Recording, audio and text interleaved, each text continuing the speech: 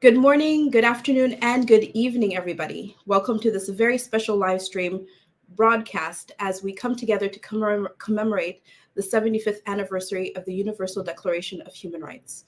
Today, we reflect on the milestone that shaped the foundation of human rights globally and for the Lutheran Communion, while reaffirming our collective commitment to upholding the inherent dignity and rights of every individual.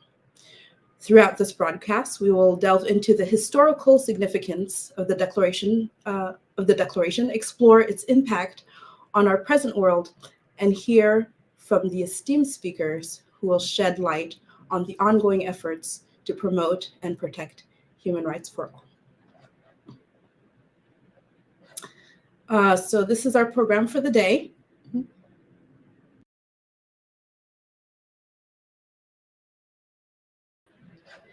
We will receive opening remarks from LWF's General Secretary. Then we'll explore case studies from Nepal, Uganda, the USA, and Chad. Finally, our live panel from the LWF Action for Justice Unit and the Lutheran Office for World Community will join us for a question and answer session where we can enter your questions in the chat in YouTube. In our first presentation of the day, LWF General Secretary Anna Burkhardt, Reverend Dr. Anna Burkhardt, shares the significance of the 75th anniversary of the Universal Declaration of Human Rights for the Lutheran Communion and our continued commitment. Let's have a look.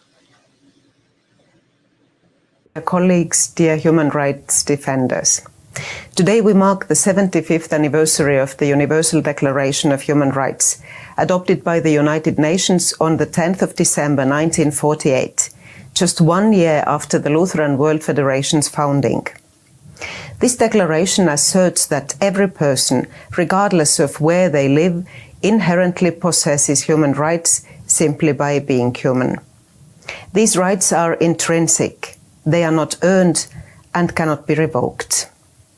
The Declaration serves as an international legal instrument, reminding us of our fundamental rights and the obligations of governments worldwide to protect them.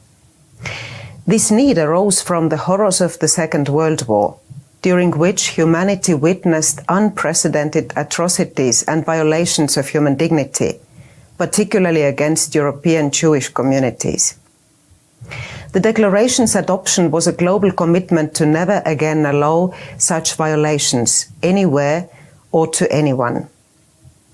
As a part of the international community, Lutheran churches worldwide affirm that every human being has God-given dignity, a principle reflected in the concept of human rights. We are dedicated to upholding this dignity, irrespective of gender, ethnicity, religious or social background. We continually seek collaboration with other faith groups, UN-related actors and governments to improve human rights globally and locally.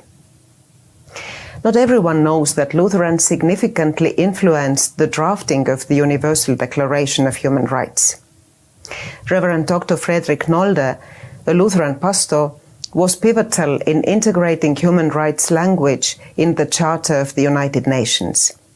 So for us, this 75th anniversary is not only a celebration of the Declaration, but also of the enduring Lutheran commitment to human rights, as exemplified by Reverend Dr. Nolde, others in our communion, and the history of the LWF itself. In today's world, where human rights often face setback, we draw inspiration from the courageous actions of human rights defenders worldwide, including those within LWF member churches and our ecumenical and interfaith partners. These individuals, women, men and youth, often face immense challenges.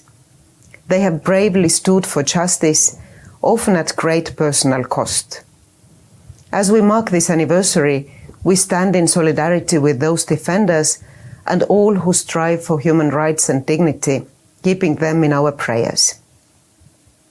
In line with our deep commitment to human rights, we as a global communion of churches, we make the following pledge to guide our future efforts to promote human rights and dignity. The Lutheran World Federation will engage its 150 member churches and 25 country programs to advance human dignity and human rights through advocacy, awareness raising, human rights education, capacity strengthening, theological reflection, humanitarian assistance, and contribution to human rights mechanisms at local, national, regional, and global levels, in order to promote the human rights and dignity of all, particularly women and girls, children, refugees, returnees, internally displaced persons, migrants, indigenous people, people with disabilities, and people affected by humanitarian crises. To achieve this, the LWF will collaborate with like-minded faith-based actors, civil society organizations, UN agencies, and governments. May God accompany us, fortifying and guiding our actions towards a world where every individual's dignity is respected and upheld. Thank you for your attention. Thank you so much to our General Secretary. We now venture into the case study segment. The first case study brings us to the Asia region. Dr. Bijaya Bhattacharya, Country Director of LWF Nepal, discusses LWF's human rights efforts in Nepal, highlighting the challenges faced by marginalized communities and the transformative impact of LWF Nepal's empowerment programs. This is Dr. Bijaya. I'm Deceleration, Country Director of LWF Nepal. I am delighted to be part of commemorating 75 years of the Universal Declaration of Human Rights and the 76 years of LWF contributions to this declaration. Human rights have been important for the lives of the people and communities LWF Nepal serves. We have been working with the highly vulnerable and marginalized communities in Nepal since 1984. They have been stateless, homeless, and almost landless, who represent IDPs, refugees, socially excluded castes and ethnicities, and people with disabilities. They often unreached by the government and other humanitarian and development agencies. Despite several efforts from the government, access to affordable and quality education is far from reaching to them. Provisions in the education policy and act have not been well implemented. Hence, literacy rate of ethnic minorities such as Santhal is only 35%, while it is 44 to 57% in ex-bonded laborers such as Kamaya and Halia, and only 20% in people with disabilities compared to the national average of 68%. The government has banned bonded labor in Nepal and has declared rehabilitation programs for freed bonded laborers, but there are still many families who do not benefit from the program and are at risk of returning to bondage for survival. And some are still working as bonded laborers for the landlords to repay loan taken by their forefathers even after the promulgation of law to abolish bonded labor. Only around 63% of freed Halias have received the government's rehabilitation package so far. More than 25,000 have not yet registered by the government and are excluded from receiving government's rehabilitation packages. In addition, the rehabilitation package is not comprehensive enough to sustain their basic needs and livelihoods. The freed Halias are represented by almost 95% Dalits or lower caste. They are historically subjected to a wide range of human rights abuses. 36% of freed Halias experience verbal or psychological abuses, and 85% are not allowed to enter private houses. They are even subjected to severe physical violence when they intercaste marriage with other so-called higher caste people. Out of total Santhal population, only 32% have citizenship certificates. Due to this, children are also deprived of birth registration certificates, and they are deprived of basic services provided by the state. We are facing different challenges in upholding human rights needs of the community. Socio-cultural norms due to caste and ethnicities and patriarchal system are so much ingrained in the Nepalese societies. Based on our long experience and learning, transformation in behaviors and attitudes will require generations. Discrimination based on class, caste, region, language, religion, and gender have been outlawed. However, enforcement of laws is weak and biased towards the higher. Many human rights defenders have been subject to violations of their human rights.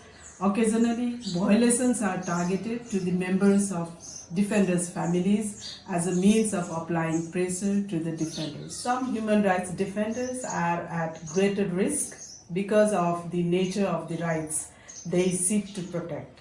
Women human rights defenders confront additional risks that are gender-specific and require special attention. The government occasionally restricts civil society organizations, including NGOs and INGOs, to work and advocate for the human rights of the marginalized and excluded groups. Despite challenges, we also have important milestones for human rights. More than 200 human rights defenders have been engaged in campaigns and advocacy on human rights issues at the local level. They are dealing with social issues such as citizenship certificates, access to land, child marriage, polygamy, social discrimination, domestic violence, and gender-based violence, and advocating with the local bodies for social justice and harmony. More than 24 organizations of persons with disabilities have been engaged in different advocacy campaigns to promote the rights of persons with disabilities. They have been able to leverage $16,455 from the local governments for their institutional development and income generating activities for persons with disabilities in one fiscal year. These organizations have lobbied with local governments and ensure some easy process for receiving disability ID cards, for example through help desk and informing a specific day in a month for ID card processes. IDs are compulsory for social security allowance and other entitlements at the local government level. I would also like to share with you most memorable moment while working with communities to uphold their human rights. Meeting with Ms. Saraswati Kohli, Deputy Mayor of Patan Municipality of Baitadi District in 2021 has been the most memorable moment for me. She proudly told that she got empowered and confidence to participate in the local election due to her participation in the LWF Nepal's transformative empowerment program sessions for almost 1 year. She also mentioned that being a woman from ex-bonded laborer households, she has prioritized support to such households through the municipality. She now has been able to bring ex-bonded laborers in local level planning and decision processes. We have 225 such LWF Nepal's transformative education program graduates representing lower caste groups who succeeded in the election after federalism. They were instrumental in increasing access of the marginalized groups in local level planning and resource allocation processes. Thank you. Thank you to Dr. Bijaya. Florence Mbua is a human rights champion, South Sudanese refugee in Uganda, and the secretary of the Women's Affairs Refugee Welfare Council in Uganda. She joins LWF staff in Uganda to share about the transformative power of human rights, highlighting how these rights enable individuals to have access to their innate rights. This is Florence. To talk about human rights, we are looking at the entitlement which everyone has to enjoy from the time of birth up to the time of death. So to me, human rights is important because it helps me in my day-to-day life. It helps me to express myself, because it is my right, so I am able to express myself or give my opinion wherever I am. So it also helped me to get services like education, like health. Those are entitlements which I'm supposed to get, and through human rights, I am able to get such services. And then also, human rights is also important to me because of human rights. Me, I thought as a refugee, I may not have that freedom to move, but because human rights has given us that entitlement, so I have realized that as a refugee, I'm also able to move. I'm not restricted to stay in the settlement where I am, so I have been getting that freedom to move, even within Uganda, or if I want maybe to get a document which I'm supposed to maybe to let me travel outside, I am able to get it despite the fact that I am a refugee.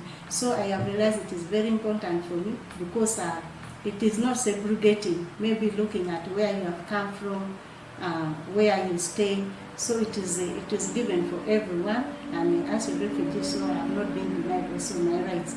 So I find that I am enjoying whatever the citizens of Uganda are enjoying, I'm also enjoying it. So that is how it has been very important to me. And my community also enjoy the same enjoyment which I'm enjoying. Thank you.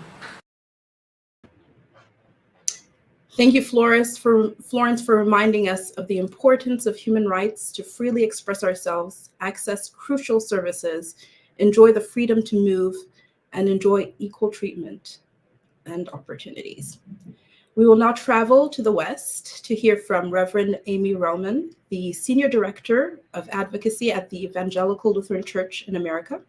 She highlights the vital role of human rights within the context of the Lutheran Church in the USA and emphasizes the responsibility of Lutherans to promote and protect these rights. This is over to Amy. Well, thank you for this opportunity to be here and to celebrate and mark Human Rights Day together.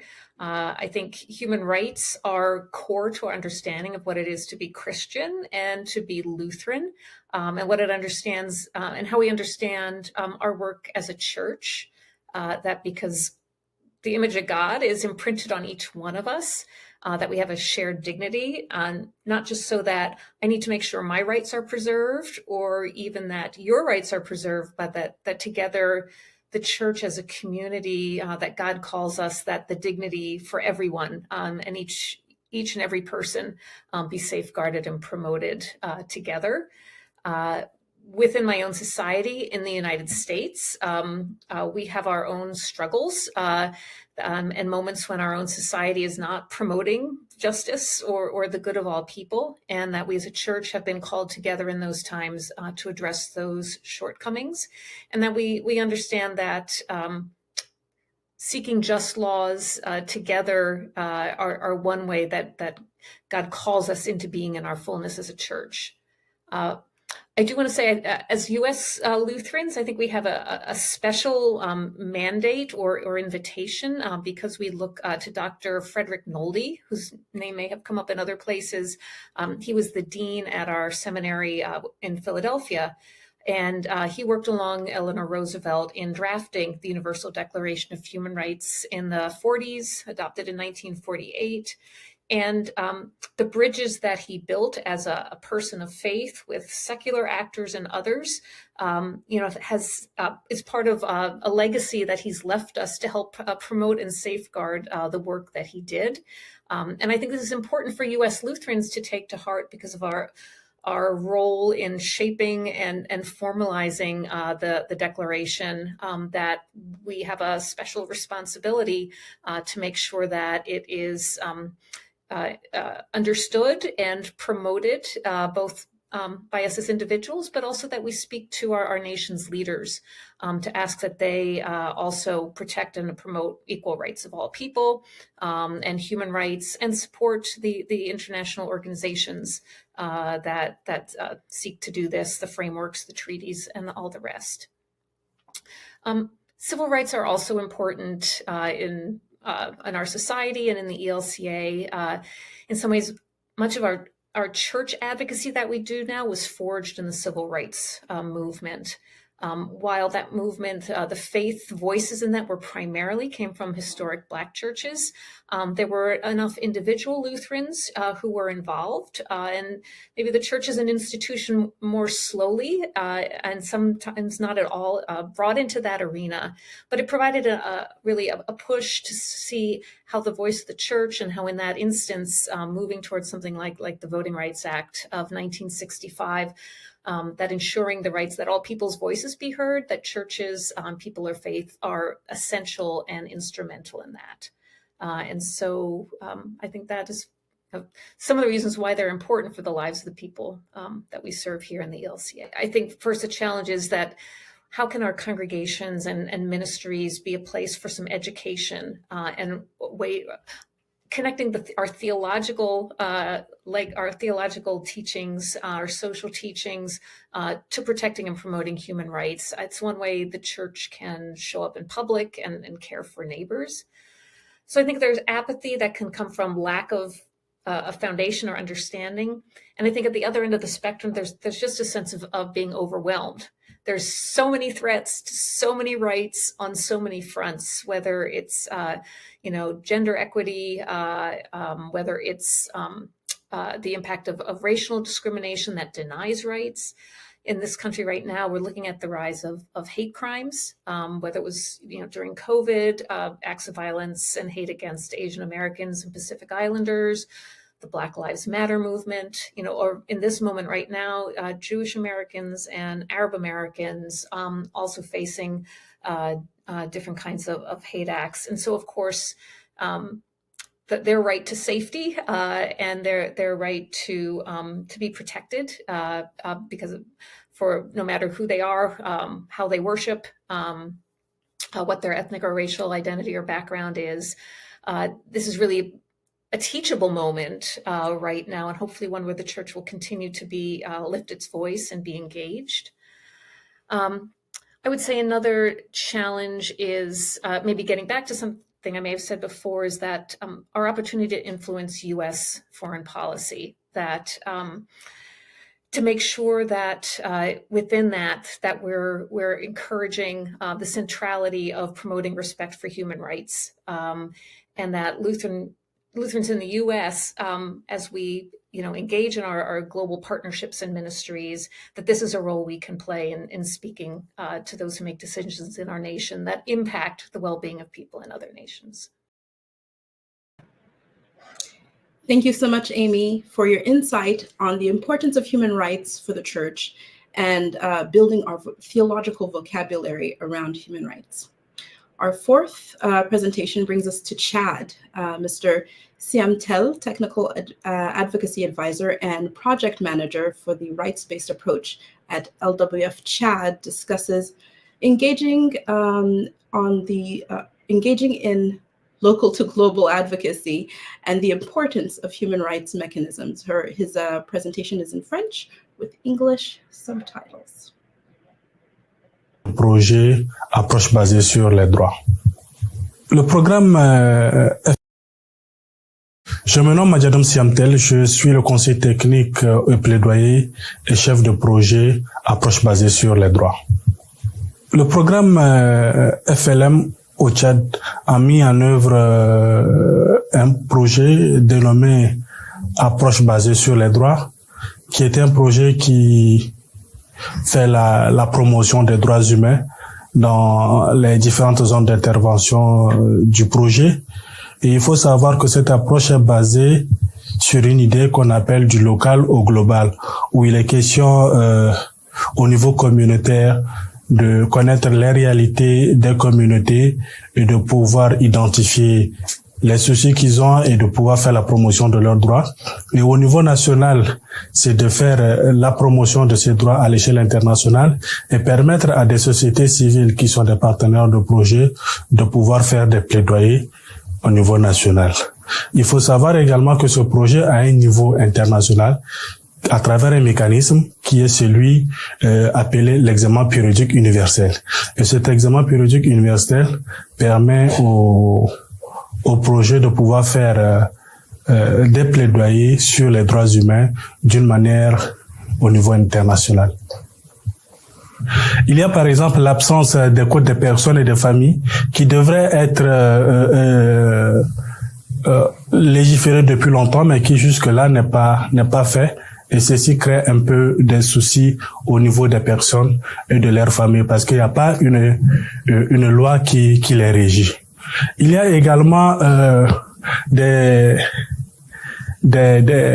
phénomènes qu'on appelle la mutilation génitale féminine. Il y a également le fait que le Tchad n'ait pas ratifié, par exemple, le protocole de Maputo depuis 2003, qui est un protocole qui est si riche parce que garantit beaucoup les droits des femmes. Il faut également souligner que, en tant qu'acteurs de droits humains, nous n'arrivons pas à couvrir toute la zone du Tchad, mais nous couvrons une partie, ce qui veut dire que il reste encore beaucoup d'actions à mener.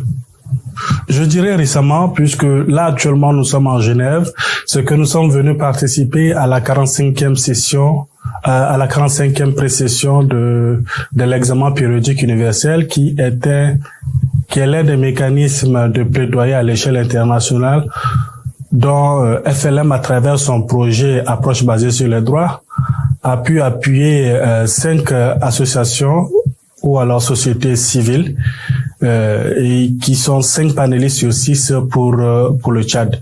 Plusieurs plaidoyers ont été faits à cet effet et il s'agit de plaidoyers touchant le droit des enfants, le droit des femmes, la mutilation génitale féminine, le droit des réfugiés, le droit civil et politique au Tchad. C'est surtout le mois d'octobre 2023 où officiellement le gouvernement tchadien a remis à OCHA, qui est l'organisme onusien chargé de la coordination des actions humanitaires, 3 textes. Il s'agit de la loi portant le droit d'asile au Tchad de 2020. Le deuxième texte, qui est son décret d'application, qui a été signé en 2023. Et le troisième texte, qui est celui relatif à la protection et assistance aux personnes déplacées internes en République du Tchad. Thank you so much, Siamtel. And that concludes our case studies. Now I'd like to introduce our live panel. Today we are joined by Isaiah Toroitich, the head of Global Advocacy for the Lutheran World Federation. Arnie Danielson, who is the head of communications for the LWF. Esther Wolf, who is the advocacy officer for human rights. Sikonzile Ndovula, program executive for gender justice. Christine Mangale, the director for the Lutheran Office for World Community in New York. Daniel Piper, the program director for the Lutheran World Community in New York. And Naomi Mbisa from the Evangelical Lutheran Church in Tanzania, who is working as a fellow at the Lutheran Office for World Community, my apologies, in New York. Welcome to all of you, and thank you for joining us today. I would like to start off with a question to you, Isaiah, if that's all right. And the question is, as a global community of churches, what are LWF's priorities and commitments when it comes to human rights? Thank you very much, Siri. Allow me to begin by just expressing how grateful I am to listen to the previous speakers. It's so inspiring to note that the Lutheran World Federation is not starting right now to do human rights work, that it has started right before the Universal Declaration of Human Rights was put together. It is particularly joyful for me to also hear about the work that Professor Frederick contributed to the whole framing of human rights globally. I think to respond to your question about what the priorities would be, we need to reaffirm what our understanding of human rights is. I think from the Lutheran World Federation perspective, we understand human rights as a faith imperative. It speaks a lot to what we believe in and who we are as Lutherans, and that is how our understanding of human rights is founded. So it is part of our DNA, and it informs how we understand and articulate things related to human dignity and justice, and most certainly how we serve others through the work of our diaconia as a global communion. I think I would like to reaffirm what the previous speakers have said in terms of the deep history that we have in human rights work, but also in terms of this deep commitment for working on human rights in the future. Let me just highlight a few things that came up from the recent LWF assembly, which helped us recognize some of the topical and thematic human rights priorities that we will be working on. And those are the ones that my colleagues who will be speaking in a minute will delve into. I think the first one is human rights related to gender justice. The second one is human rights in the context of peace and reconciliation. The third one is human rights in the current global context that is defined quite a lot by the climate crisis. And the Assembly as well encouraged us to look at human rights of people with disabilities and indigenous people, as well as people that are forcibly displaced. And here we're talking about migrants and refugees. I think the last thing I would like to mention as a priority, being a faith-based organization, is to also look at the human rights related to freedom of religion and belief. This is particularly important for our member churches who are in minority contexts. And I think much of our human rights work will involve how we accompany them and how we work with them. I would say a lot of the work that World Service is doing related to serving people affected by humanitarian crisis is framed also very strongly from the perspective of human rights. Let me stop there, and we'll be happy to come back a bit later. Over to you, Siri. Thank you so much. That is a very extensive answer, and we appreciate that. Next, I'd like to move over to the Lutheran Office for World Community. Christine, how does the Lutheran Office for World Community engage with the UN in its advocacy for human rights? Thank you, Tsiri, and thank you to all the previous presenters. We have heard today of the involvement of Dr. Nolde, one of the earliest initiators of Lutheran championing of human rights. Indeed, the Lutheran Office for World Community looks to him for inspiration in the work of our office in promoting and protecting human rights. Lutherans have been present at the UN headquarters in New York since the early 1960s, and the mere presence of LOSI since 1973 demonstrates the LWF's commitment to multilateralism through the UN. As a communion of churches, we have been in discussion with the UN and its member states for many years, as Isaiah was sharing, on peace, human rights, social and economic development, and humanitarian matters. We apply a variety of methods to ensure that the voices, experiences, and stories of LWF member churches and LWF country programs are heard in multilateral spaces. And we accomplish this with our consultative status, which allows us to attend sessions of the General Assembly, the Security Council, and the Economic and Social Council, as well as the subsidiary bodies. A prioritized example is the Commission on the Status of Women, and there's the Permanent Forum on Indigenous Issues, the Permanent Forum of People of African Descent, and many others. We hold discussions and create space for Lutherans, whether they are clergy, they are lay, they are expert staff or expert members, to meet with member states on a whole range of topics, often in informal conversation, but also as members of organized groups of civil society. So, for example, we are members of the NGO Working Group on the Security Council, the NGO Committee on Human Rights, Israel-Palestine Working Group, the NGO Committee on Migration, Ecumenical Women at the UN, among others. And so Lutheran leaders and partners come to the UN to speak to various human rights topics from a grassroots perspective. And as we've already heard from our colleague from Chad, we really embody the local to local methodology. For example, at the 2021 session of the High-Level Political Forum on Sustainable Development, LWF presented shadow reports for the voluntary review processes, highlighting the work towards SDG 13 on climate action, SDG 16 on peace, justice, and strong institutions in Colombia, Indonesia, and Namibia.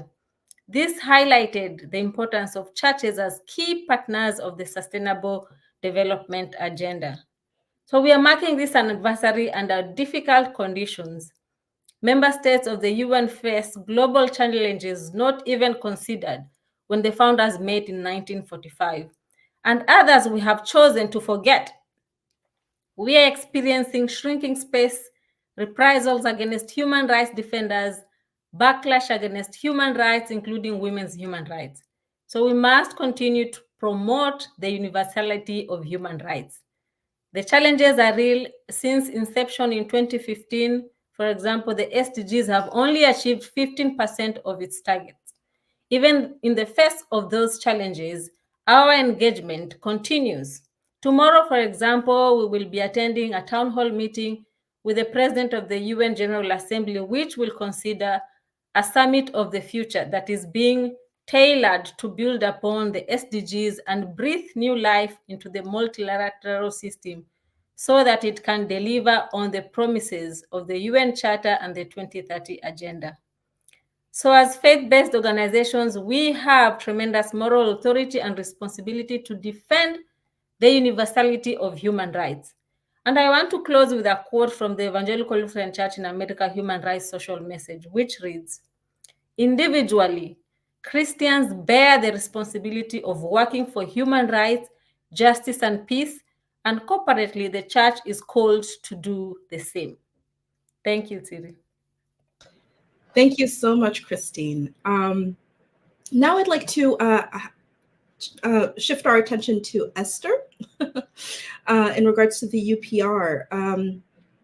In what ways has the Universal Periodic Review been instrumental in LWF's human rights-based approach? Thank you very much, Thierry and colleagues. So as explained by my colleague Siamtel from LWF just before, the Universal Periodic Review, UPR, is an important mechanism within the old UN human rights system. It monitors the human rights situation of every UN member state every 5 years. So the UPR is a peer review where a state is presenting its efforts made within the past 5 years in line with its human rights commitment, while the other member states give them concrete recommendations. This is where the civil society comes in. Civil society organizations collect information on the local level and elaborate constructive recommendations. LWF supports the civil society of its country programs and partners and member churches in this work. And the team here in Geneva, so us, is facilitating meetings with states representatives at the UN in Geneva and helps to elaborate reports, for example. So for this purpose, my colleague Siamtel, that we heard before, was with its delegation from Chad in Geneva, as well as a delegation from Jordan. And so we had together several meetings with state representatives that will formulate recommendations to the governments of Chad and Jordan during the next UPR review in January. So the representatives we met really confirmed how important it is to get these recommendations from the civil society, and they also confirmed that they will take them into account when preparing their own recommendations. So they will then give recommendations to the states in general, Chad and Jordan and others. The commitments taken by the states during the UPR in Geneva will then be monitored on the local and national level. And this is what our colleagues will do back home. So this is an example how the human rights-based approach from the local to the global level and back to the local level works, where our programs and projects are implemented and where our church members are also. So our aim is to bring the voices from those who are concerned on the ground up to this international level, and that we bring all of this information back to them and work with them on implementation and with the authorities at the national level. And maybe just in addition, very shortly to end, we are also working on the regional level. So LWF is doing advocacy on the regional level. For context of the African level, and we support World Service country programs and member churches in participating in the African human rights system, where really specific regional mechanisms exist to review the African state. And as the time is short, I will give back to Siri now.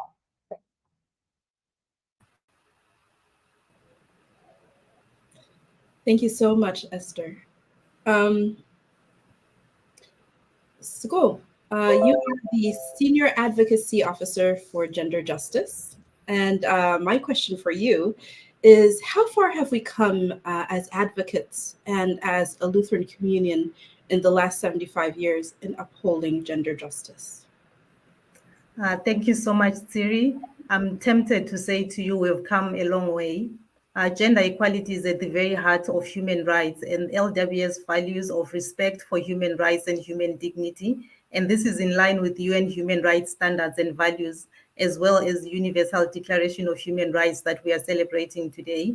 As my colleague Christine already mentioned, the LWF has a long legacy of engagement in women's human rights, advocating at all levels from the local up to the global level, dating as far back as the 1970s.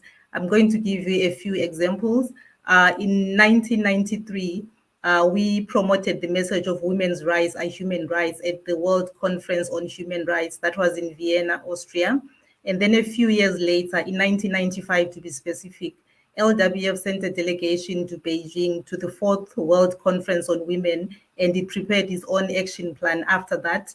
This resulted in the publication that I'm sure all of you have seen, which is Churches Say No to Violence Against Women. And it was at this time that we began our response to the ecumenical decade, which was called Churches in Solidarity with Women. This was from 1988 to 1988, and this was championed by the World Council of Churches. So when I respond and say we have come a long way, indeed, we have come a long way. And there has been regular presence of LWF at the UN Commission on the Status of Women since the early 1990s. And most recently, we have started engaging with the Committee on the Elimination of Discrimination Against Women, which is the CEDAW, as well as the Universal Periodic Review that as Yamtel spoke about and that Esther also mentioned. When we talk about how far we've come in terms of women's human rights, I want to emphasize that change begins at home. And as the LWF, we've been exemplary in this.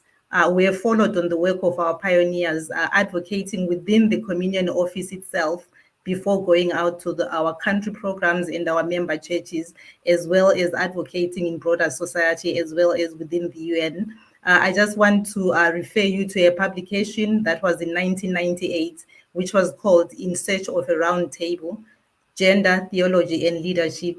This publication explores what the promotion of equality between women and men in church and society really means. It also looked at the question of what are the issues and the challenges that we must face together. So at that early stage, the LWF was already having conversations around the theological meanings and interpretations of gender justice. And these interpretation and conversations are in line with the international human rights laws and standards. And then assembly resolutions have also been another testament to LWF's commitment to gender justice. Before promoting gender justice externally, we have looked at ourselves.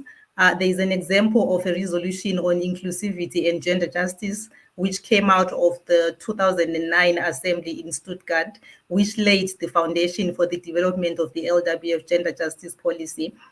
This year, we marked 10 years of the LWF gender justice policy, and this has been a landmark document in giving us a framework for our work on gender justice in both church and society.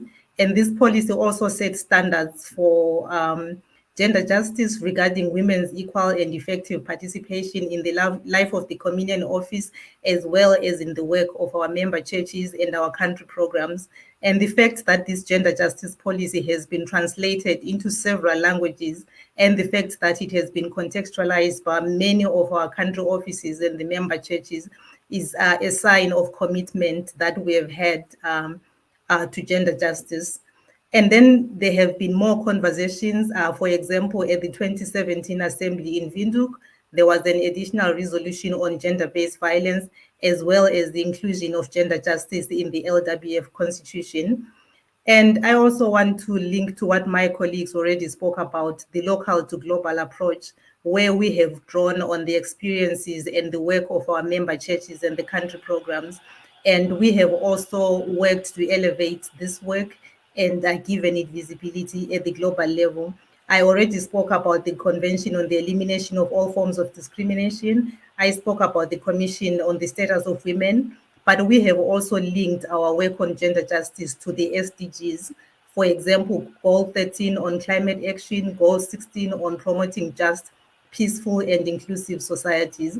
But I also want to draw your attention to the 3 sub-themes that we have focused on, which is gender-based violence. This is one of the greatest violations of women's human rights. And as the LWF, we have worked consistently to end sexual and gender-based violence in all our spaces of influence. We have also worked on economic justice and women's empowerment, with the belief that as long as women continue to operate on the margins of the mainstream economy, it will be hard to achieve the goals of the SDGs. And women's human rights, of course, has been one of the central pillars of our work. And I also want to draw your attention to the work that we have done to increase capacity for advocacy, the Women's Human Rights Advocacy Training. And to date, we have trained around 355 advocates who are really driving this work at the local level.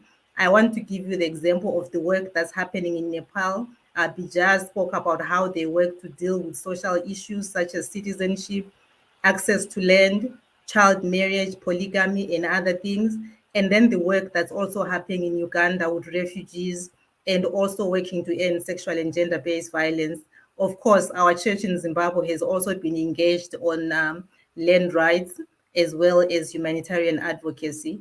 And the church and the country office in Kenya also challenging harmful practices such as female genital mutilation and child marriage. So these are just a few examples of the work that's happening at the local level. This is work that we have also brought up to Geneva, to New York, and recently to the African Commission on Human and People's Rights. So I also want to say that the work that's happening at the local level has been given visibility in different spaces, utilizing the tools and the resources that we have developed over the last couple of years.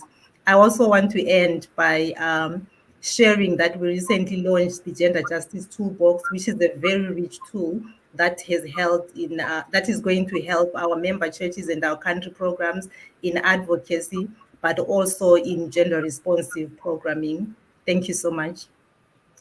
Thank you so much, Sko, and thank you for that extensive explanation, because it's so wonderful to hear how vibrant and how dedicated and intentional the Lutheran Communion is and the LWF is in addressing and advancing gender justice within the communion. Thank you for that.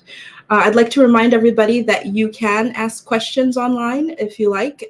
Please feel free to enter your questions in the chat, and if you have something that you need some clarification or additional information on, I'm sure our panelists will be very excited to answer your questions.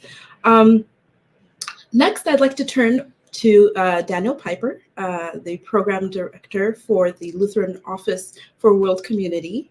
As you know, the COOP 28, which is the climate change conference in Dubai, is coming to a close this week. Can you speak to the issue of climate change, its link to migration and human rights? Sure.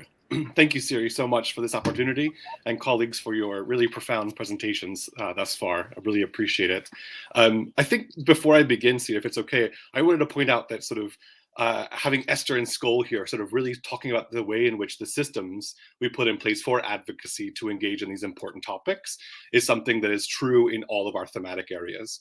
So while I won't sort of dive into the specifics of the policy areas we'll engage in on climate and on migration, I did want to acknowledge that the working area does in fact have the same sort of structure. Also pointing out the fact that, as Siri said, our colleagues are in Dubai who are following the Conference of Parties on Climate Change currently. And so we have some really dynamic experts who will be happy to answer your really specific questions on either of these subject matters. So please, as Siri just mentioned, put your comments and questions in the chat. So diving right in, I also want to acknowledge the fact that all of our work in this realm of human rights is intersectional. We think of human rights as a cross-cutting issue throughout all of our work. And so you'll hear sort of things repeated in various presentations.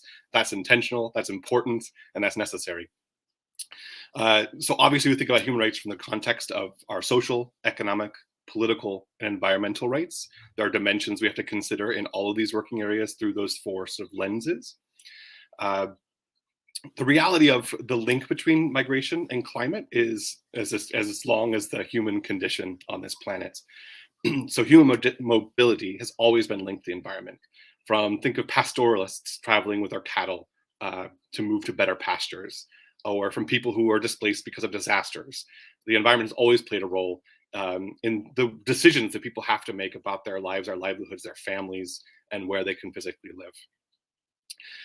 Climate change has, however, unequivocally exacerbated the frequency and intensity of these events, and has both slowed down the sudden onset and progress threatening sustainable development, our gains, our influence, our patterns of human mobility across the world.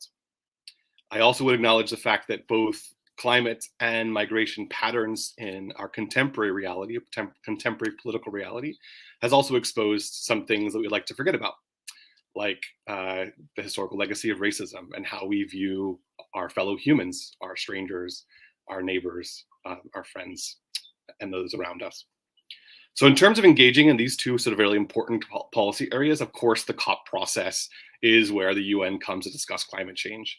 Similarly, there are processes and conversations happening around migration. So right now there's a global compact for safe, ordinary, and regular migration. Colleagues will be in Geneva in January, furthering these conversations on migration specifically. But it does root itself into the Sustainable Development Agenda, which Christina had mentioned earlier on the SDGs. Obviously, the Paris Agreement we're familiar with on climate change is the process through which the COP is evaluating our progress on those commitments.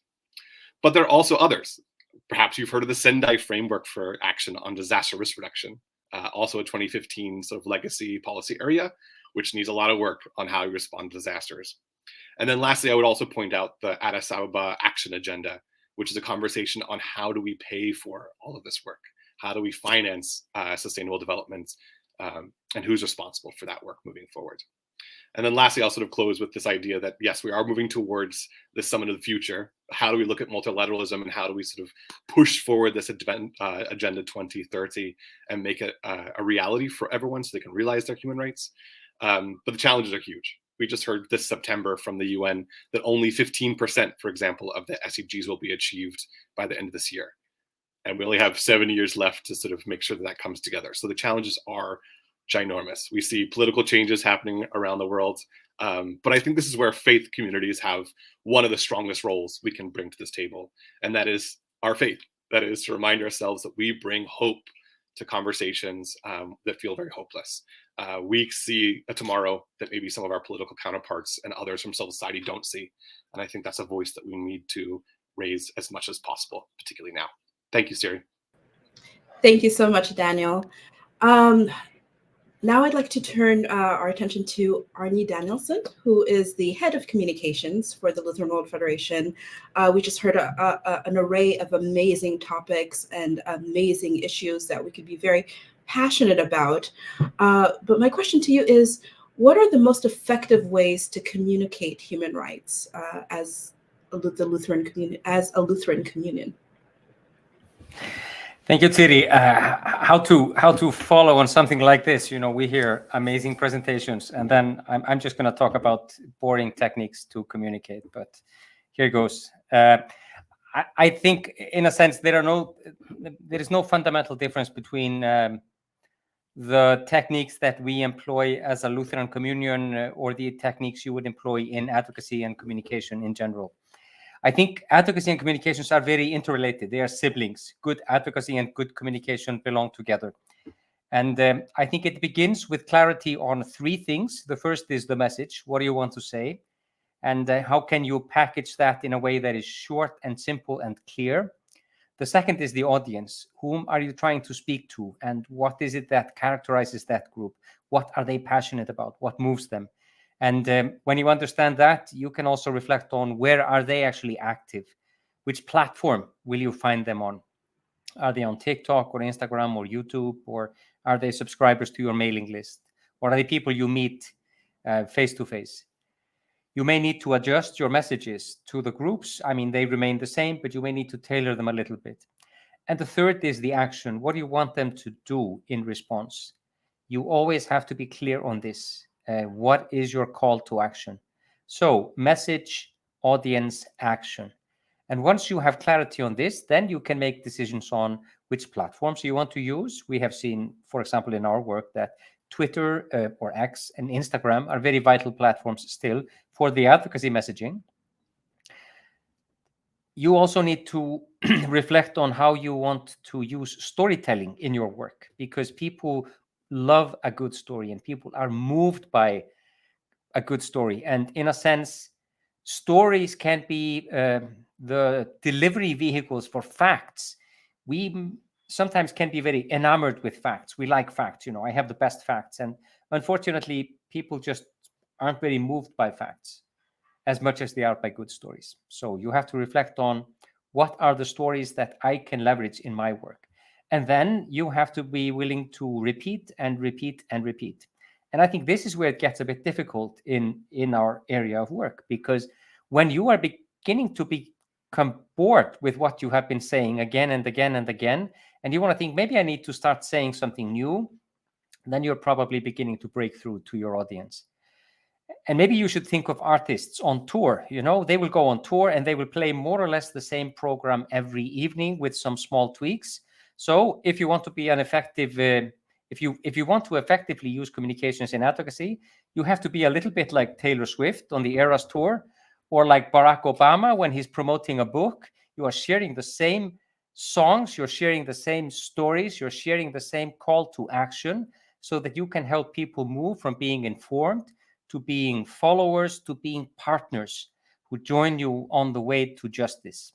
So put more briefly, you need message, you need audience, you need action, you need storytelling, and then you need to learn and you need to improve what you're doing based on what you learn, and then you go out and you do it all again and again and again. And again. Thank you so much, Arnie, for that. And speaking of platforms, do remember to follow us on X as well as on Facebook and on our social media. There are always updates there in regards to the work that we're doing, and you will see the updates of the Co-op 28 and our delegation as they wrap up in Dubai. Next, I will be turning over to Noemi to giving our closing remarks, and kind of looking forward also. Actually, let me ask you a question in order to kind of lead into that closeout. As we look forward, what is your perspective on the future of advocacy work for human rights? Thank you, Tsiri. Thank you to all the amazing speakers that have shared their work today. It's really inspiring to see the progress and everyone trying to do the work of human rights in their own capacity. And as a young adult, I cannot stop but wonder, what will the next 75 years of Universal Declaration of Human Rights look like? Our world, as we shared, as most of us have shared, is experiencing human rights violation at an alarming rate. And my hope is that we do not become numb to these violations, but instead embrace agility in our commitment to uphold these fundamental rights. And as Siri, you asked, I think one of the most important things in advocating for human rights is intentionality. As guardians of human rights, we need to be intentional in this work that we do, and our approach and our efforts must be aligned to the needs of the ever-changing global community. So sometimes it's tough in the work, but I find my encouragement from an author and podcaster, Brené Brown, who says that we need courageous cultures that prioritize the protection of human rights. And as a communion of churches and the people of faith, that's what we're called to do, to engage with human rights. So as we celebrate the 75 years of Universal Declaration of Human Rights, I call on each one of us today to reflect on this important question. If you're enjoying fundamental human rights, why not others? And so my encouragement for you today is you can do more. Yes, you can do more, because that's humanity. And you have the wisdom, the capacity, and the power to do more, to create a space for freedom, a space for peace, and a space for access to human rights and justice. Thank you so much all for joining us today. Thank you so much, Noemi, and thank you everyone on this panel. Hope you have a wonderful rest of your week and rest of the year. Goodbye, everybody.